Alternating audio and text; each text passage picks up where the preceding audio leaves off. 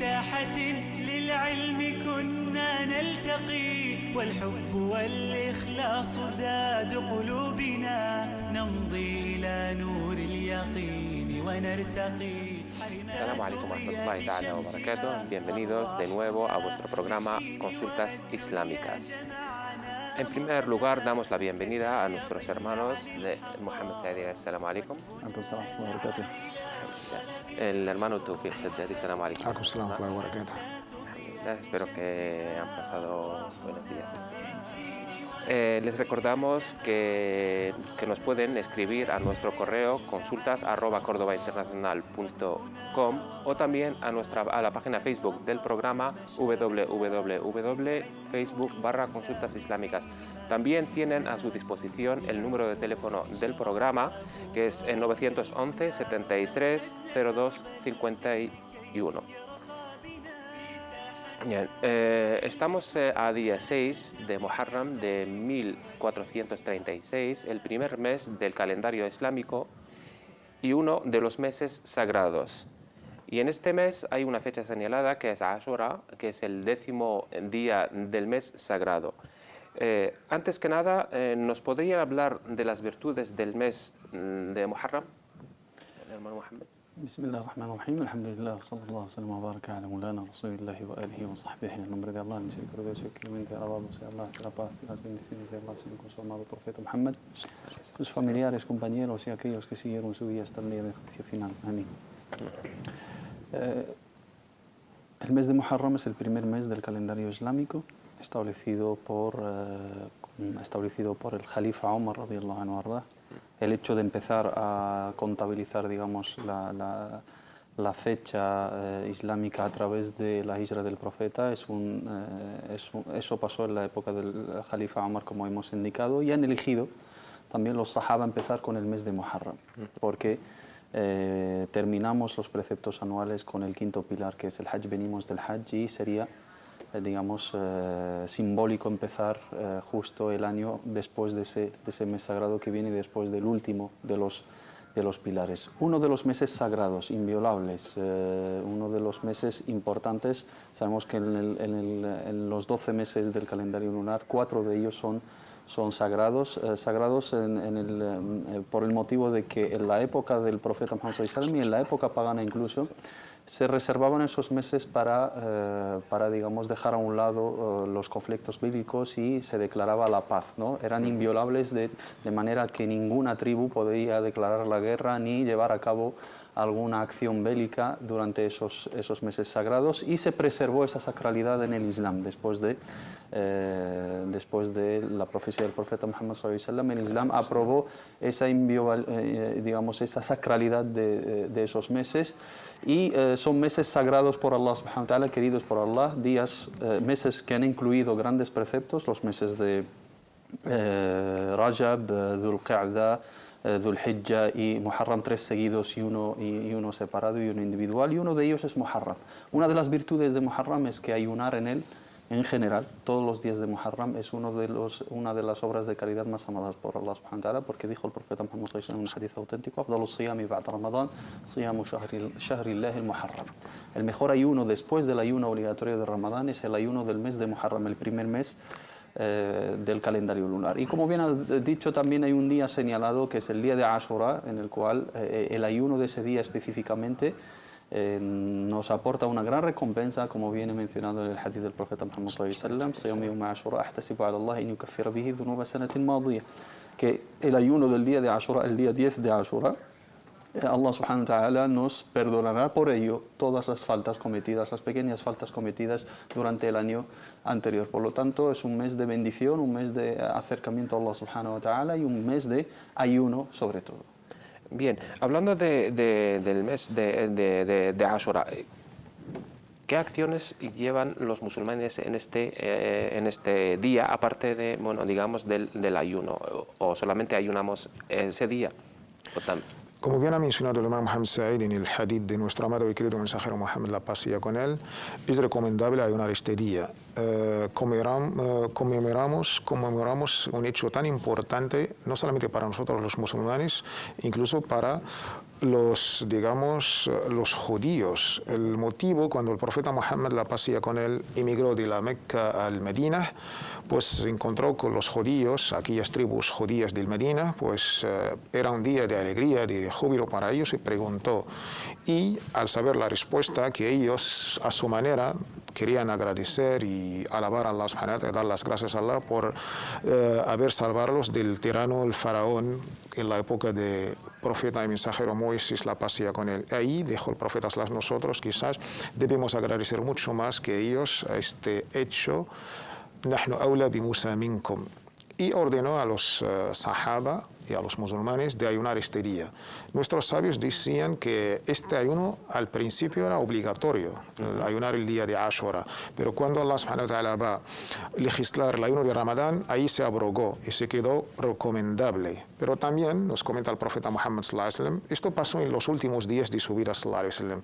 Decía: si Allah pues alargara mi vida, el año que viene ayunaré el día 9. Ashura, en árabe es día 10, Ashara, Ashura. Es recomendable, lo mejor sería ayunar los 3 días, el día 9, 10 y 11, sino un día antes o un día después, y también se puede ayunar tranquilamente el único día que es el día 10, que es Ashura. También de las contradicciones digamos, de la historia, también en ese día fue la muerte o el asesinato de uno de los personajes del Islam, que es el nieto del profeta sallallahu alaihi wasallam.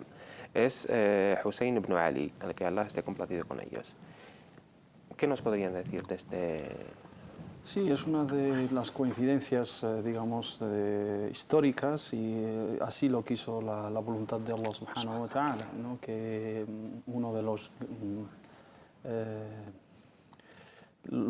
los más destacados jóvenes de la historia del Islam y uno de los más destacados de los Sahaba, que es al Hussein ibn Ali, radiyallahu anhu arda, el nieto del profeta, y que dijo el profeta Muhammad sallallahu alaihi wasallam, Sayyida Shabab al-Jannah, son los señores y los más destacados de los jóvenes del paraíso. Hubo, digamos, unos desacuerdos entre el Sahaba, hubo unas turbulencias, ¿no? Una época muy turbulenta después de la muerte de Uthman, radiyallahu anhu arda, lo que se denomina Zaman el-Fitna, ¿no? Asr el-Fitna, ¿no? La época de la turbulencia, la época digamos, la discordia después de la muerte de Uthman ibn Affan, y digamos el resurgimiento de ciertos grupos dentro de la comunidad musulmana que han desestablecido la unión y que han llevado a cabo acciones que luego dieron lugar a una separación y a una división entre los musulmanes. En un conflicto cayó mártir, radiyallahu anhu arda, y cierto grupo, ¿no? Que luego, posteriormente, lo que se denomina digamos, la fracción Shií o la ideología Shií o el grupo de los chiitas, pues adoptaron ese día como un día de luto, un día de conmemorar ese asesinato, ¿no? Ese istishhad, ¿no? ese martirio del Hussein ibn Ali radiyallahu anhu arda. Eso no viene mencionado en la sunna del profeta Muhammad sallallahu alaihi wasallam, es un hecho histórico. Otros grandes sahabas también cayeron mártires, su propio padre, que digamos, está catalogado por encima de él al hablar, digamos, de las virtudes de los sahaba, como Ahl Sunnah wal Jama'a, como marca la tendencia suní. Dentro de sahaba, digamos, hay grados, hay sahabas que tienen un escalón más desarrollado que otros, que tienen un valor más que otros, los 4 jalifas, los ashara albriciados con el paraíso, luego la gente de Badr, la gente de Bay'at al-Aqaba, la gente de Fath Makkah, etc. Y si vamos a comparar entre el Hussein ibn Ali radiyallahu anhu arda y entre Umar, que también cayó mártir y que fue asesinado, y también Ali radiyallahu anhu arda y Uthman, pues si hay que conmemorar algún día específicamente y marcarlo como día de luto, si fuera permitido, sería conmemorar esos días. Pero eso tampoco le quita el protagonismo, ni el valor, ni la virtud de ese gran sahabi. Es una época de turbulencias que no nos atañe hoy en día, aunque ha desencadenado digamos, muchas tendencias, muchas ideologías, básicamente la tendencia es ahí. Lo que se hace, ¿no? Lo que se denomina el Huseiniyat, ¿no? Esas lamentaciones y salir a las calles y flagelarse y pegarse con cuchillos y con cadenas y desangrarse de esa manera, es totalmente contradictorio al Islam y a la esencia de la sunna del profeta Muhammad sallallahu alaihi wasallam.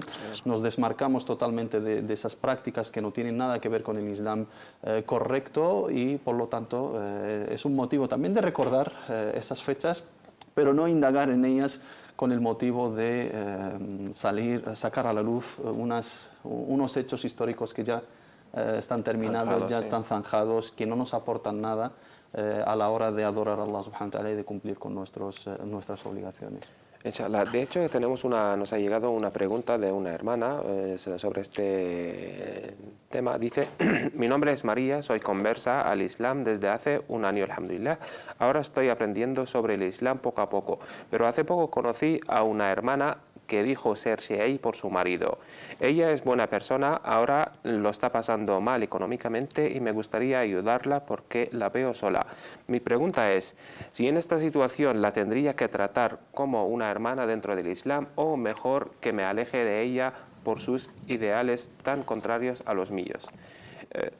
Sigue, una hermana amiga de ella me dijo que no debíamos de apartarnos de ella ya que es buena persona y no pienso lo contrario, pero no estoy tan segura de eso, ya que la hermana shií quería invitarme un día a su casa y darme más información acerca de, entre comillas, su verdad. Yo la escuché la última vez por educación, pero me sentiría incómoda si volviera a hablar de lo mismo. ¿Debo seguir en contacto con ella o es mejor alejarme de ella por sus ideales? Muchas gracias. Barakallahu fikum. Pues a la hermana son dos cosas diferentes. Pues la ayuda humana y luego pues los conceptos de las creencias islámicas. La hermana en este caso pues no solamente por el contexto que está ayudando a su hermana, sino en todos los contextos debemos estudiar a fondo nuestro credo islámico, las bases de las creencias islámicas y de ahí también los procesos que ha pasado durante la historia islámica, sobre todo en el ámbito de las disputas entre las varias entre comillas, sectas que hubieron, y de ahí tendremos las respuestas a todas las refutaciones que hubieron pues, durante esta historia del Islam y los musulmanes. Respecto al tema en concreto, la hermana debe estudiar un poquito sobre la historia del shiismo en general y sus fracciones que todavía son actuales, tipo los Shia Imamiyya, y estos los que son más activos en el proselitismo que están haciendo. La aconsejable, pues la hermana, pues ella ve que dando esta ayuda humanitaria y si hay tiempo para abrir un diálogo con ella, sin pues estar preparada, pues lo mejor que se aparte. Pero si la hermana está bastante preparada en el pensamiento islámico, sabiendo las bases de la aqida y las creencias islámicas, nuestras diferencias entre los chiitas y los sunitas, como bien ha dejado el hermano Mohammed Said, el problema, su raíz era político, que es normal y corriente, algo que suele pasar en todas las sociedades. A la muerte de nuestro amado y querido mensajero Muhammad sallallahu alaihi wasallam, los propios sahaba, los nobles compañeros, han tenido pues, sus diferencias en quién es quién merece ser el sucesor del profeta Muhammad sallallahu alaihi wasallam. Hubo opiniones entre los mismos sahaba, los ansar y los muhajirun, pero al final, por consenso, toda la comunidad pues eligió de una manera, entre comillas, democrática, shura, con la consulta islámica, a Abu Bakr as-Siddiq. Toda la umma, salvo pues unos cuantos, entre ellos Ali ibn Abi Talib, por un contexto en especial, pero dentro de 6 meses, el mismísimo Ali, la paz sea con él, vino y juró lealtad a Abu Bakr as-Siddiq. Lo mismo pasó con Umar ibn al-Khattab y Uthman. En la época de Uthman va a surgir un problema interno de oposición, de varios problemas políticos. hasta que surgió un tal personaje famoso en la historia, reconocido por ambas partes, por los sunitas y por los chiitas, que el famoso Abdullah ibn Saba, un judío del Yemen que pues parentía aceptar o adoptar el Islam, y de ahí fundó toda una secta y ha sido pues al final ejecutado por el mismísimo Ali ibn Abi Talib. De ahí surgieron unas ideas, la primera vez en la historia del Islam. El merecedor legítimo de ser sucesor del profeta no es digamos, por votación o por elección popular o por este juramento que hicieron pues, los sahabas, los nobles compañeros. Él planteaba que no, el merecedor de ser jalifa o sucesor del profeta debía ser Ali, el primo del profeta Muhammad sallallahu alaihi wasallam, y daba sus argumentos. Y estas opiniones empezaron a tener, al principio eran, digamos, argumentos políticos, pero después, con problemas, bastante tribulaciones que hubieron en aquellas épocas, sobre todo con el asesinato, martirio de Uthman ibn Affan, el tercer jalifa, y la disputa entre dos opiniones, la opinión de Muawiyah ibn Abi Sufyan, que Allah esté complacido con los dos, y Ali ibn Abi Talib, el legítimo sucesor jalifa. Hubo una guerra civil, dos batallas, la batalla de Siffin y la batalla del camello del Jamal, que eran tiempos muy complicados. Para entender todo esto no tenemos tiempo, pero hay que estar en el contexto histórico. Ahora hablar desde el siglo XXI de aquellos acontecimientos no será digamos, lo más objetivo y correcto, pero para entender que un tema histórico, de ahí fundar toda una ideología, una doctrina, no es el Islam es el Corán y la Sunna.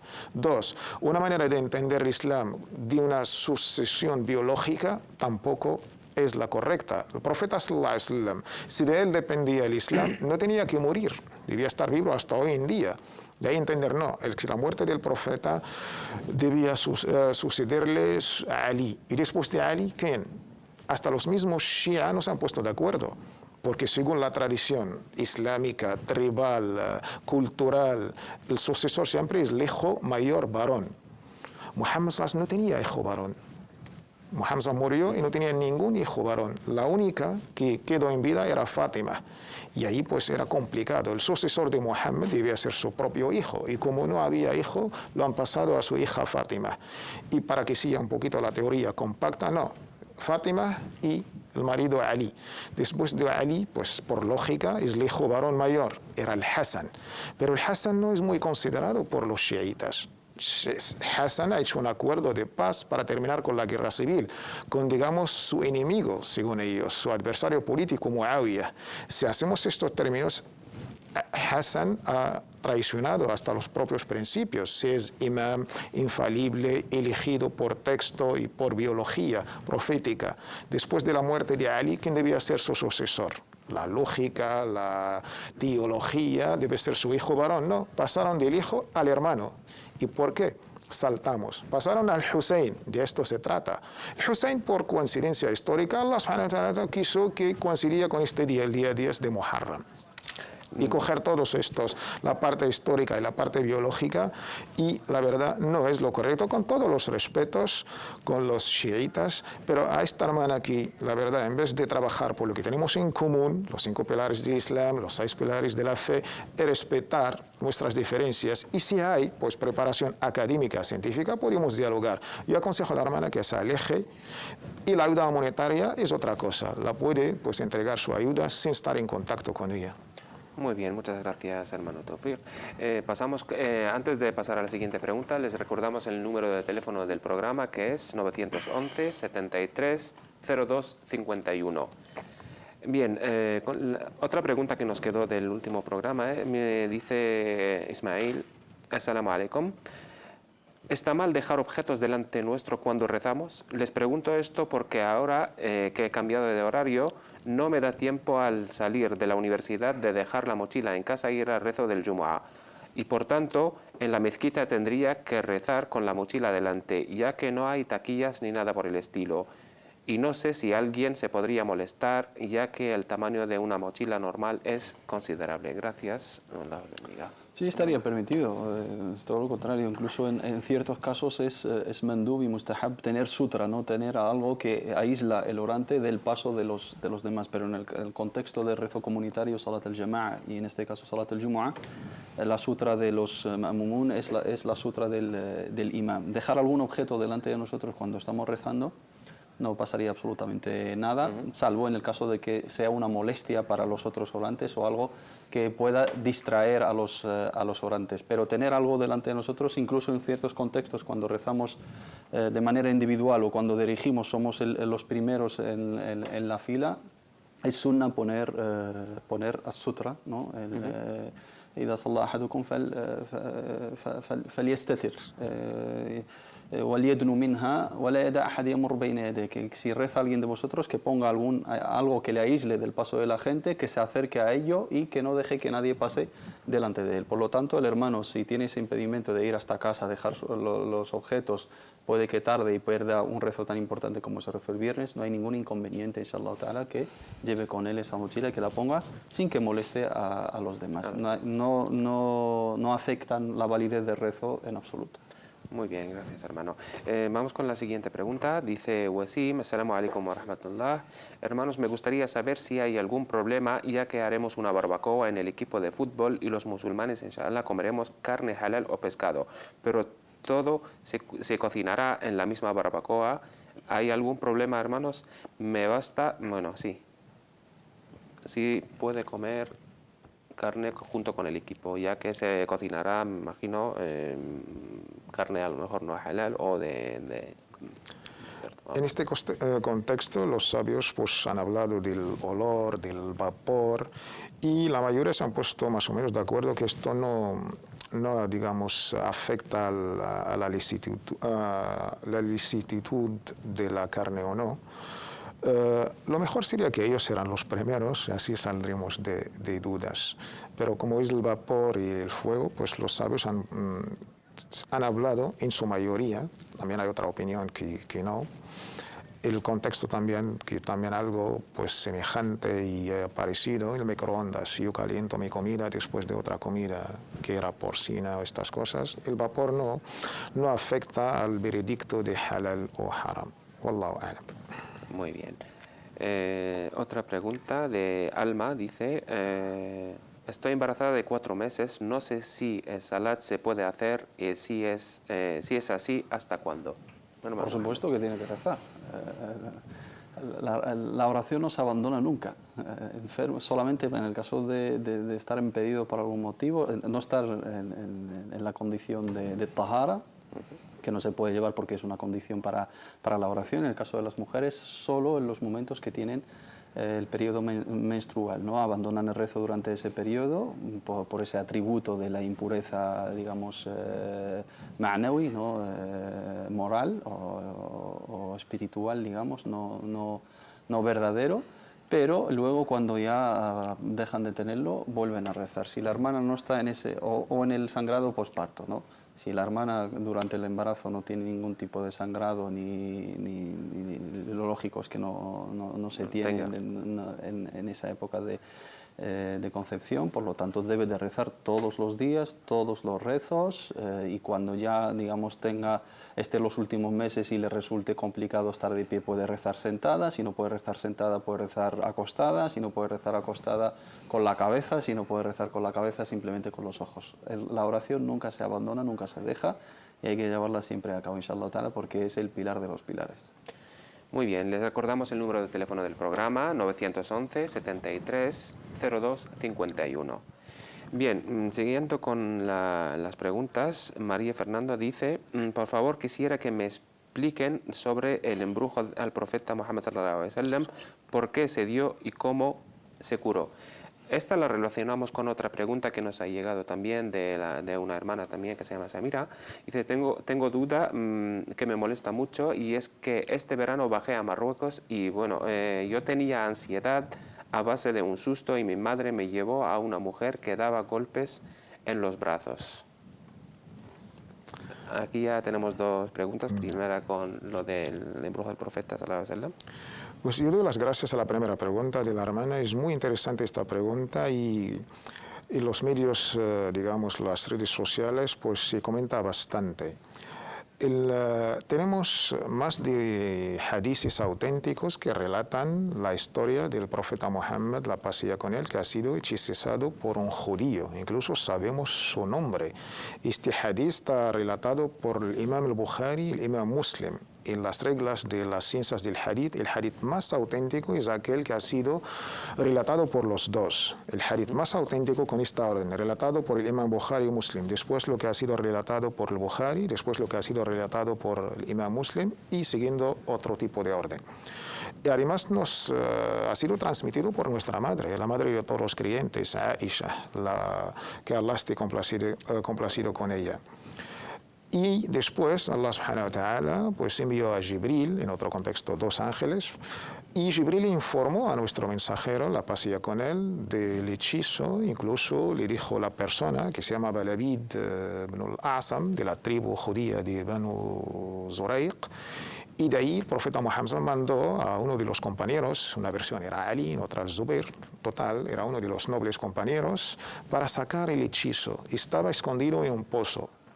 Y una de las bendiciones de este hecho es que hacemos la lectura que ha sido revelada a las 2 horas, la del Falaq o el Nas, la alborada o la aurora, y Nas, Surat los humanos o la gente, 113 y 114.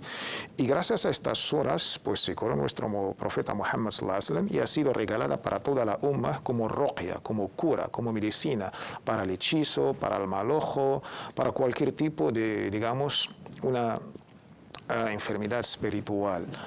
Y la gente quizás lo mezcla con cierto racionalismo, que el profeta ha sido hechizado y esto va a afectar a su papel de mensajero, de tabligh, de la transmisión. No, al contrario.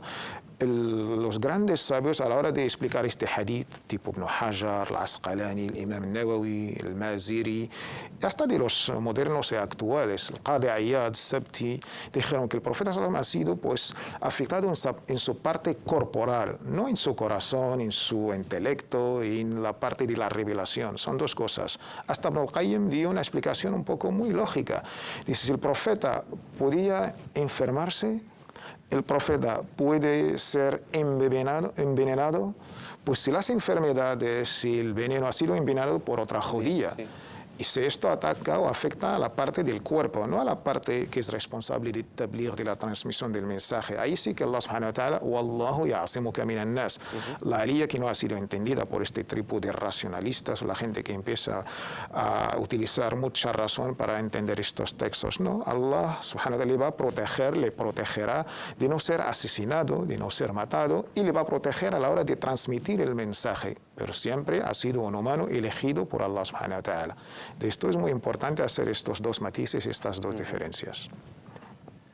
Bien, y en cuanto a lo de la hermana, la hermana, pues, sufrir este tipo de enfermedades es normal y común, mal ojo y todo esto. Pero en el mismo tiempo, pues, el profeta Muhammad sallallahu alaihi wasallam nos ha enseñado la manera de curarnos. En este caso, la hermana debe recitar a menudo Ayat al-Kursi, la aliyah del trono, y lo que acabo de mencionar, las 2 últimas horas del Sagrado Corán, incluso las 3 últimas, al-Mu'awwidat, cuando digo el Mu'awwidat, las 3, 112, 113, 114. Cuando se dice el Mu'awwidhatayn, las 2, la 113 y la 114. Y todo lo que se llama ruqya, las invocaciones que nos enseñó nuestro mensajero para evadir este tipo de maldades y espíritus, y siempre pidiendo la ayuda de Allah subhanahu wa ta'ala. Nunca acudir a un hechicero, a este tipo de gente charlatanes que solamente aprovechan de la ignorancia y de la buena fe de esta gente. Quien nos cura es Allah subhanahu wa ta'ala.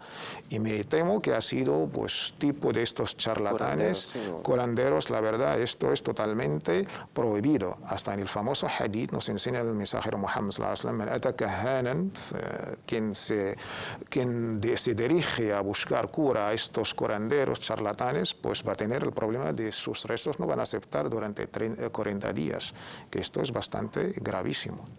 Muy bien, gracias hermano por estas. Recordamos a nuestros telespectadores que nos pueden llamar a nuestro teléfono del programa 911 73 02 51.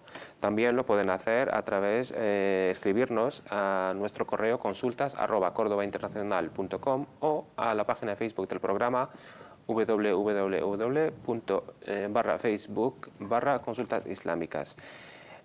No se vayan, hacemos una pequeña pausa y volvemos.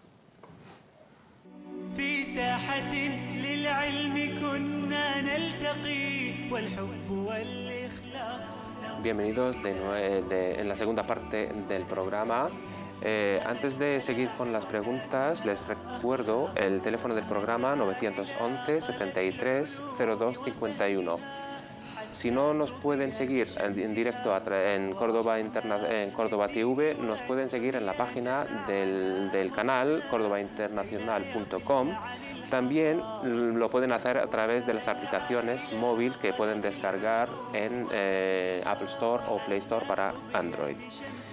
Bueno, vamos con la siguiente pregunta de Zainab. Dice: Assalamu alaikum, una simple consulta, inshallah. Hay ciertas bolsas de snacks, patatas fritas, etcétera, que dicen, por ejemplo, sabor bacon y etcétera, pero en sus ingredientes no hay ningún componente que sea del jamón o derivado.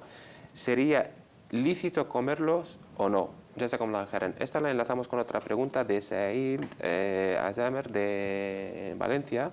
Dice: yo compro pan del Mercadona y leo los ingredientes y no tiene nada de manteca de cerdo y me dicen que tiene manteca de cerdo. ¿Es verdad? A ver, respecto al tema de los colorantes y aditivos, ya lo hemos tratado diferentes veces, ¿no?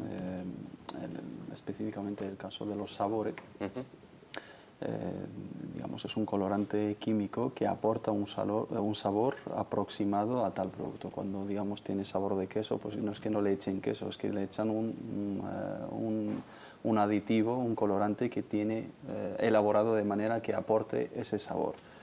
Y en los casos esos también, pero no deja de ser una suba. Si tenemos la certeza de que no tiene ningún componente jurídicamente, ningún componente prohibido para nosotros, jurídicamente se puede tomar. Pero al no estar seguros, ¿no?, de que ese colorante o ese sabor aditivo que le han puesto básicamente es de origen porcino, lo suyo es evitarlo, esos productos que tienen esa connotación. Respecto al tema del aditivo del pan y la bollería en general, es un emulgente o emulsionante, el E471.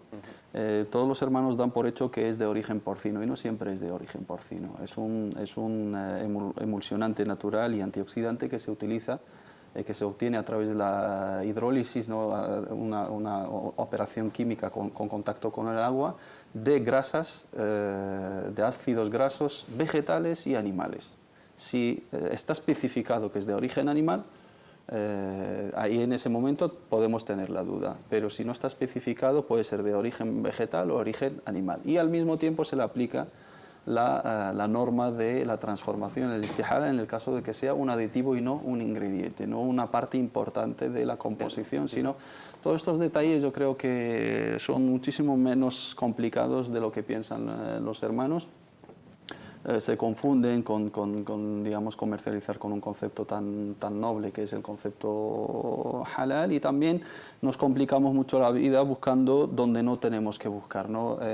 Cuando claramente está especificado que contiene algo porcino o alguna grasa animal de algo que no podemos tomar o tiene algún componente alcohólico, ahí ese producto se evita claramente. Si tenemos la duda también, pero cuando esos componentes no son claramente de ese origen y son tratados químicamente o no pertenecen ni siquiera a ese origen animal o ese origen alcohólico, en ese caso no hay ningún tipo de problema para que lo vayamos utilizando, inshallah ta'ala. Pero el caso de la hermana que pregunta por ese tipo de productos que tienen ese sabor, no dejan de ser una shubha, ¿no? Por lo tanto es mejor evitarlo, pero si tiene la certeza de que no tiene ningún componente prohibido, es como si le llaman sabor pimiento o sabor manzana, ¿no? Es una cuestión de sabor, no es que va preparado con ese producto ilícito. Bien, tenemos una llamada de Juan Pablo, que nos llama de Barcelona. Juan Pablo, buenas tardes, salam alaikum. Hola, buenas tardes. Mira, es que quería hacer una pequeña intervención, entre intervención y pregunta. Ajá. Es por la respuesta que le han dado los dos compañeros a la mujer que estaba ayudando a una mujer que resulta que era chiita, ¿no? Ujú. Entonces, los dos compañeros han coincidido en la respuesta que le han dado, de que estamos en el siglo XXI y es un hecho histórico que ya ha pasado, ¿no? Ujú. Y en la respuesta que le ha dado el otro compañero, al final, lo último de la respuesta es, bueno, sigue ayudándola económicamente, pero apártate. Entonces, yo esa respuesta no estoy muy de acuerdo. ¿Por qué? Porque yo creo que los hechos históricos hay que aclararlos con tolerancia, hablando, y si tú ayudas a alguien y esa persona tiene otro punto de vista, se puede hablar con ella, con esa persona. O sea, que a lo mejor le ayudas, así. Porque, te voy a poner un ejemplo, es como si no hablásemos de lo que se llama la conquista del Andaluz. La conquista del Andaluz, hay una teoría que dice que no fue una conquista. Como no fue una conquista, no hubo reconquista, ¿no? Entonces, como ya ha pasado, ya no hablamos de eso. Cuando el Andaluz no fue una conquista, no fue conquistado, ¿no? Y hay que andar en los hechos históricos. Pues en el tema este es mismo, porque si no, al final de la división del Islam se aprovechan los enemigos del Islam. Y la prueba la tenemos en lo que está pasando actualmente. Que seguramente muchas de las cosas que están pasando actualmente tienen que ver con la historia. Entonces, la pregunta iba por ahí. Me alargaría más, Sí. pero supongo que no habrá más Sí, pero me parece que el hermano ha estado Pero, claro en su concepto intervención. que Sí. el concepto que quiero transmitir Sí. es que yo creo que entre los islámicos se tiene que hablar y se tiene que aclarar los hechos Por supuesto que históricos. sí, hermano. Por supuesto que... Y la respuesta no es el siglo XXI, No, y no, la no, respuesta, porque si no le das pie a los enemigos del Islam, que se aprovechan de las divisiones Bueno, del para no Islam. entrar en debate ahora. Y ahora mira lo que está pasando en Irak, Siria, Libia. Sí. Al final se aprovecha Estados Unidos, Gran Bretaña y Francia, que son los que han hecho encima esos países. Vale. Y se aprovechan de las divisiones. Como no se aclaran los hechos históricos nunca, porque estamos en el siglo XXI, es ahí la pregunta, ¿eh? Perdona, ¿eh? No, no se preocupe. Muchas gracias por esta intervención. Va por ahí el tema. Y pienso que yo creo que Vale, la otra sí, mujer- sí, ha Porque llegado mira, la... Yo te voy a decir lo que pienso. Yo pienso que incluso el chiismo realmente no es Islam, es una mezcla entre Islam y cristianismo. Y lo de Hussein Eso no es lo como hemos dicho nosotros ni... No lo habéis dicho, es lo que yo pienso. Sí. Pero para que Ahora, vea que ahora no- le aclaramos, es lo que usted ha entendido, ahora se lo aclaramos más para que lo entienda mejor, inshallah ta'ala. Vale, Gracias. ¿de acuerdo? Muchas Vale, gracias. Adeu. Me parece que antes de esto, me parece que el hermano Tawfiq ha estado claro en lo que ha dicho. Entonces, ha dicho que si no está bien preparada, mejor que... Sí, que se aparte de ella, yo creo que las palabras del hermano Tawfiq son clarísimas, ¿no? Y son fáciles de entender. Hemos mencionado aquí un hecho histórico y hemos hablado desde una perspectiva generalizada de cómo tratar con estos aspectos en lo que nos importa, en lo que nos atañe hoy en día como musulmanes, las prioridades, ¿no? Por supuesto que hay que hablar de los hechos históricos y no es que vamos a hablar hoy. O sea, es que muchos de los hermanos o muchos de los interesados o los estudiosos que se acercan a esa etapa histórica de la historia del Islam piensan que son los primeros en descubrir esas verdades. Se han hablado desde el primer siglo hasta hoy en día y hay obras y obras y para los estudiosos y los especialistas en este campo y gracias a Dios hemos estudiado nuestra historia y bien de sus fuentes, lo tenemos clarísimo y nadie nos va a meter dudas en algo que es obvio y que forma parte de nuestro patrimonio histórico. Lo único a la hora de tratar con ciertos hechos históricos con la gente corriente, normal, que ni siquiera sabe lo que significa esa palabra, ni sabe lo que es esa corriente. Para ciertos contextos no se puede generalizar, para nosotros tenemos algunas prioridades. Y cuando hablamos de ese hecho histórico, a la hora de tratar con él, tratamos con cierta objetividad, no dejarnos llevar por los sentimientos ni por los errores en la lectura histórica. Al hablar de una relación entre personas de diferentes ideologías, por supuesto, convivencia, trato, debate, todo lo que quieras. Si aprobamos la relación con los no musulmanes y con gente de otras confesiones, ¿cómo no vamos a aprobar una relación humana y de entendimiento y de compartir con una persona que pertenece a la rama del Islam, pero hay diferencias en ciertos conceptos? El hermano Tawfiq, cuando dice es mejor que se aparte en este sentido, desde mi humilde comprensión, es una persona que no tiene los suficientes argumentos y tal como lo plantea la hermana, que no entiende su verdad, entre comillas, y se siente ofendida cuando escucha el insulto a los sahaba, etcétera, se ve la necesidad de apartarse, y si una relación basada sobre el conflicto, tú tienes la verdad absoluta, yo tengo la verdad absoluta, y entrar en ese debate estéril que es el que nos ha dejado estancados, ¿no? Hasta hoy en día, con unos temas históricos que ya sus protagonistas ya están en la misericordia de Allah subhanahu wa ta'ala, y ya nos compete a nosotros rendir cuentas por ellos. Lo que han hecho mal lo han hecho ellos, y lo que han hecho bien lo han hecho ellos. Nosotros nos compete cumplir con nuestras obligaciones. Yo no estoy arrastrando consecuencias de ese hecho histórico hoy en día, yo estoy arrastrando mi inactitud, mi inoperancia, mi falta a los principios del Islam como musulmán hoy en día. Si cumplo con los preceptos del Islam hoy en día, hubiese pasado lo que hubiese pasado en la historia, y voy a tener, inshallah ta'ala, el auxilio y la ayuda de Allah subhanahu wa ta'ala. Entonces, mi fracaso no depende de un hecho histórico y de la muerte de una persona en el Islam. Anda que no han muerto personas, y anda que no han muerto grandes personajes, y los hemos mencionado. En ese debate entre personas no cualificadas, por supuesto que tienen que estar preparadas. Y si una hermana va, una nueva musulmana que ni siquiera igual todavía no tiene claros los conceptos del Islam, va a entrar en unos debates de ideologías, de tendencias, de cuestiones políticas, de cuestiones históricas que ni siquiera sabe, y le alarma, por lo tanto, si no está protegida, que de ese aspecto que se aparte, que cierre la puerta del debate hasta que se vea bien preparada, pero nunca cerrar el diálogo humano, la ayuda, la convivencia, la hermandad, la fraternidad, por esa base humana, por religión, por creencia, por todo lo que quieras. Yo creo que las palabras son claras. Aquí no hemos dicho en ningún momento que el chiismo es una rama del cristianismo, ni que no es Islam, etc.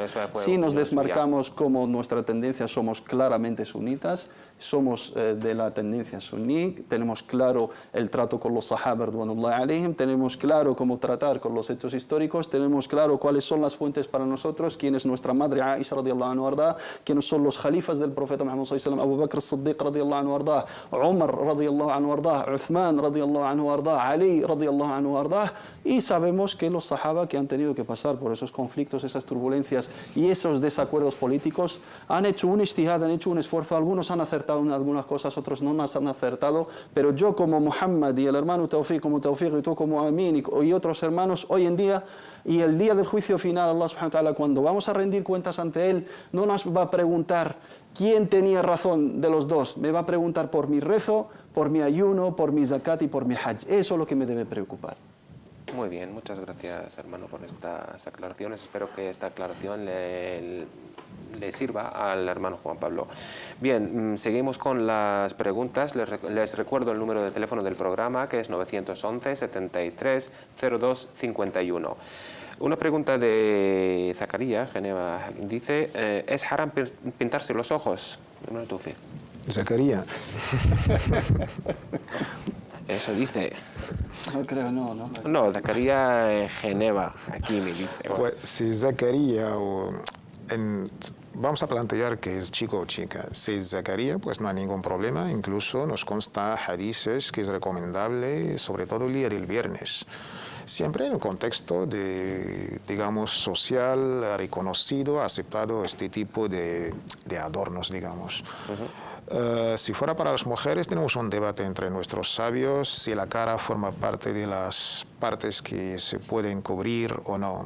La escuela encabezada por el noble compañero Abdullah ibn Abbas, y de ahí pues las tres escuelas jurídicas, la escuela Hanafi, la escuela Maliki y la escuela Shafi'i, opinan que no, que la mujer pues su cara la puede descubrir, debe tapar todo menos la cara y las manos. La escuela Hanbali pues va por la opinión del otro noble compañero, que Allah esté complacido con todos ellos. Abdullah ibn Mas'ud opina que no, que la cara hay que cubrirla, y si va por esta opinión, pues no. La opinión de Abdullah ibn Abbas, pues sí, se puede la mujer hacer su kohl o colirio, como exactamente, siempre teniendo un contexto, digamos, de respeto, de recato, de la decencia, en un contexto social, cultural de cada país, de cada contexto geográfico. Muy bien, seguimos con una pregunta de Anas. Dice, Assalamu alaikum, quería saber si puedo sentarme a comer con mis suegros cuando mi suegro bebe vino. Tenemos claro como musulmanes que nosotros tenemos totalmente restringido y prohibido el consumo de las bebidas alcohólicas, su compra, su venta, etc. Como musulmanes no podemos consumir el alcohol bajo ningún concepto, ni beberlo, ni nada por el estilo. También tenemos un hadith del profeta Muhammad sallallahu alaihi wasallam que nos prohíbe o nos recomienda alejarnos de los ambientes donde se maneja, donde se sirve, donde se trata con ese tipo de productos ilícitos para nosotros. El hadith auténtico del profeta Muhammad sallallahu alaihi wasallam tiene dos narraciones en el Sunan Tirmidhi y en Musnad Imam Ahmad, creo. من كان يؤمن بالله واليوم الآخر فلا يقعد على مائدة يدار عليها الخمر. Quien cree en Allah y en el día del juicio final, que no se sienta en una mesa en la cual se sirva o se rodea el khamr. Es una especie de protección, una especie de alejamiento, lo denominan nuestros sabios al-wasail, ¿no? Tenemos la prohibición directa y luego tenemos la prohibición de los medios hacia ese hecho prohibido. Por lo tanto, se debe evitar claramente sentarse en una mesa donde se sirva el alcohol. Esto en los contextos normales, ¿no? En un país islámico lo suyo es que ni siquiera se venda, ni siquiera exista el alcohol. Por lo tanto, sentarse en una mesa, en un entorno islámico, en un contexto islámico, en una mesa que se sirva el alcohol, eso es está totalmente prohibido y es una aprobación a ese hecho mientras hermanos están cometiendo un pecado mayor, que es beber el alcohol, y tú estás presente y lo aceptas. Pero en los contextos donde el consumo del alcohol está permitido para esa gente y por obligación de algún contexto de trabajo, algún contexto familiar, etcétera, se plantea esa cuestión, no buscada por sí, pero te ves obligado en ello, como los contextos familiares. Lo suyo, si hay una comunicación no familiar, que los suegros, a través, digamos, del diálogo con ese yerno no musulmán, que les explique que tienes ciertas reservas a que con la presencia del alcohol en la mesa, sobre todo en las visitas, y si quieren entenderlo y hacer un esfuerzo y ceder, ¿no?, a esa petición, pues sería lo correcto y es de agradecer. Pero en el caso de que se convierta en un conflicto y que a través de ello no van a ir a ver a esa familia, su mujer no va a poder tener relación con tal, a sus padres, va a haber digamos, un desacuerdo, una discordia, no va a haber ocasión para hablar y explicarles el Islam y hablar de cosas importantes. Yo creo que, inshallah ta'ala, se permite en ese contexto porque es una necesidad y una obligación, llamando al hermano a que haga esfuerzos, inshallah ta'ala, que le explique. Si se sienta, mientras él no consume, ni él tiene nada que ver directamente con ese alcohol, él está exento de responsabilidad, inshallah ta'ala, y de carga moral, y no le compete obligar a otras personas que tienen permitido beberlo, sobre todo si ha hablado con ellos y no han cedido. Muy bien. Seguimos con las preguntas. Una pregunta de Said también, que hemos hecho una pregunta suya anteriormente. Dice: Assalamu alaikum, soy Said de Valencia. Una pregunta: ¿es haram ir al cine? Porque las amigas de mi hermana me dicen que ir es haram.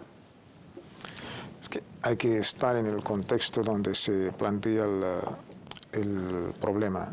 El cine en sí mismo no es haram, siempre y cuando no se proyecta algo contradictorio con el Islam y fuera de los horarios, digamos, de importancia religiosa, laboral y académica. El cine como un sitio es un sitio como cualquiera. Entonces, la primera condición, ¿qué tipo de películas, qué vamos a ver en este cine? Si cosas interesantes, acuerdo con la Sharia islámica, nada de obscenidad, nada de contenido contra los preceptos islámicos.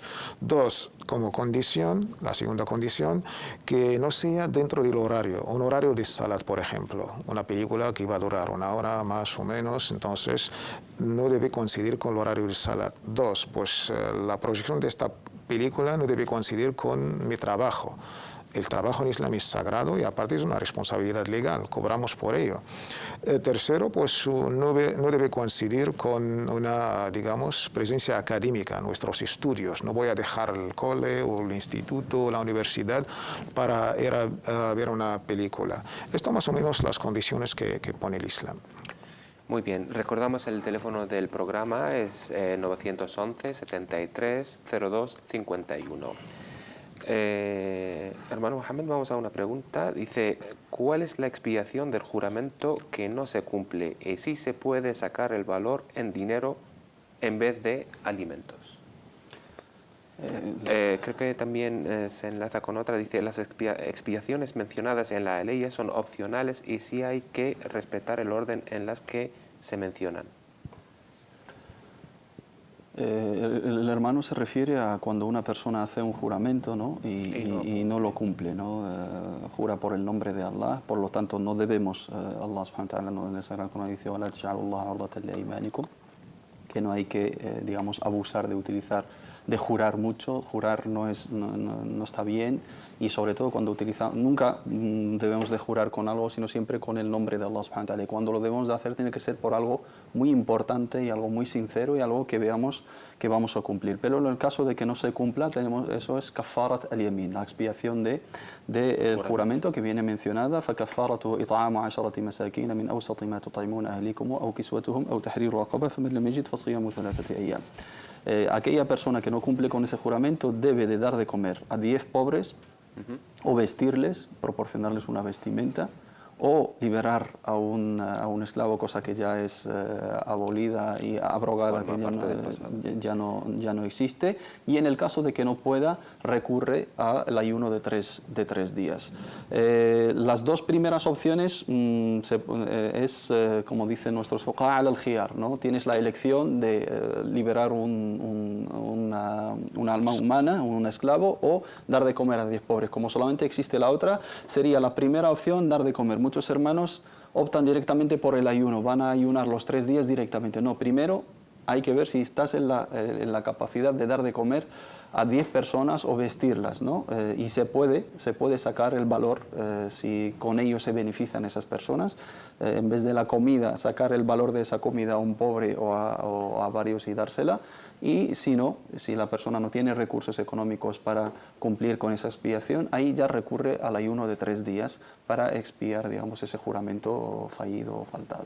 Entonces tienen que respetar el orden en el orden que vino en la ley. Muy bien. Una pregunta también dice, tengo una tienda y tengo clientes que me piden comprar y pagar a plazos. ¿Podría aumentar el precio al aumentar el plazo de pago o es considerado usura? En este caso en concreto que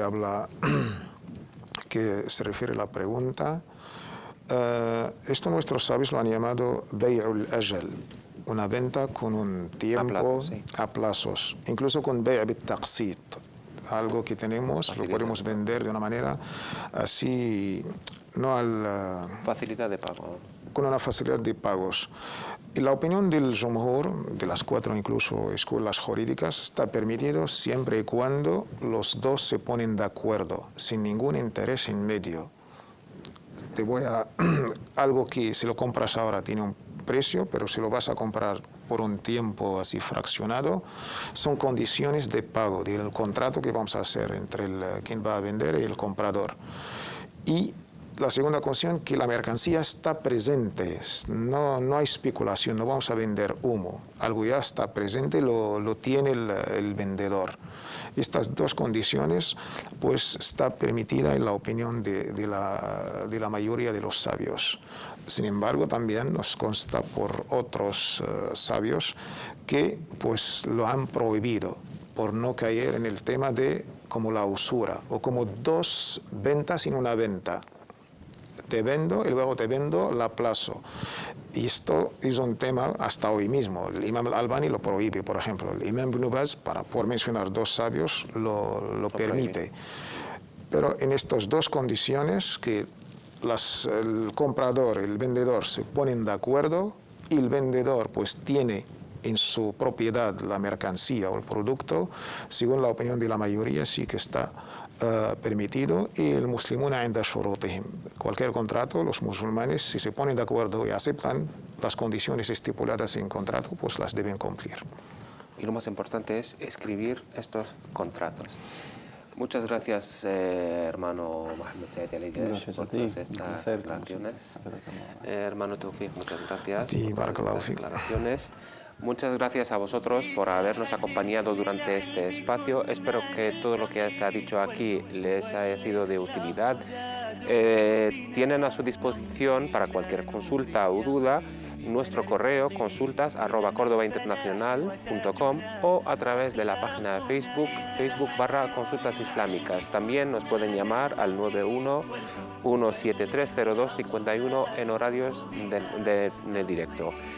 Muchas gracias. Wassalamu alaikum warahmatullah. قمم الفلاح وتاجنا أخلاقنا نسعى إلى طلب العلوم وفهمها حتى تضيء بشمسها أرواحنا للدين والدنيا جمعا.